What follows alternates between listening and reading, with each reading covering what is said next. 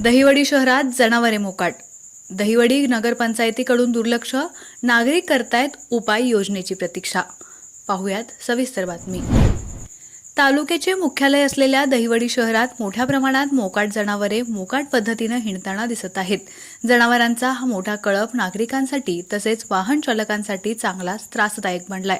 देवासाठी सोडलेल्या या गायी बैल रस्त्यावर ठाण मांडून बसत असल्यानं वाहतुकीला अडचण निर्माण होते.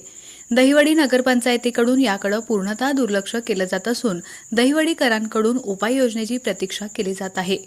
दहिवडीभर फिरणारी ही मोकाट जनावरं बाजारात घुसून विक्रेत्यांचं नुकसान करत आहेत.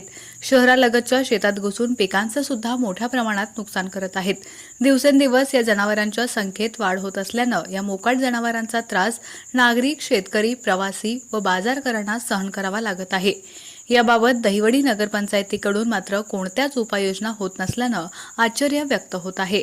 गेल्या 2 वर्षांपूर्वी नगरसेवक महेश जाधव यांनी या समस्येवर तोडगा काढला होता.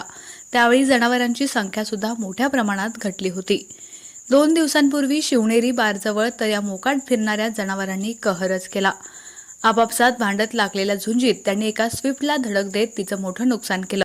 या भागात अनेक बालरुग्णालये असून दवाखान्यात येणाऱ्या रुग्णांचा याचा मोठा धोका आहे. त्याचबरोबर स्टँडच्या परिसरात येणाऱ्या प्रवाशांना, स्टँडपासून जवळच असणारे दहिवडी कॉलेजमधील विद्यार्थ्यांना, फलटण चौकाजवळ असणाऱ्या महात्मा गांधी विद्यालयातील विद्यार्थ्यांना याचा मोठा त्रास आणि धोका आहे. संध्याकाळच्या वेळी तर ही मोकाट जनावरे रूट मार्च काढत आहेत. त्यामुळे रात्री येणाऱ्या जाणाऱ्या वाहनधारकांना आणि प्रवाशांना या जनावरांमुळे वाट काढण्यास मोठी कसरत करावी लागत आहे. तर गल्लीमधून फिरणारी ही जनावरे नागरिकांच्या अंगावर धावून जात त्यांच्यावर हल्ला करायला देखील मागपुढं पाहत नाहीत.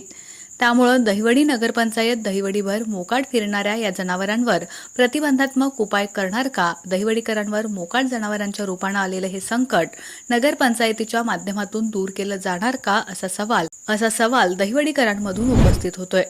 आपला आवाज न्यूजसाठी एकनाथ वाघमोडे, दहिवडी.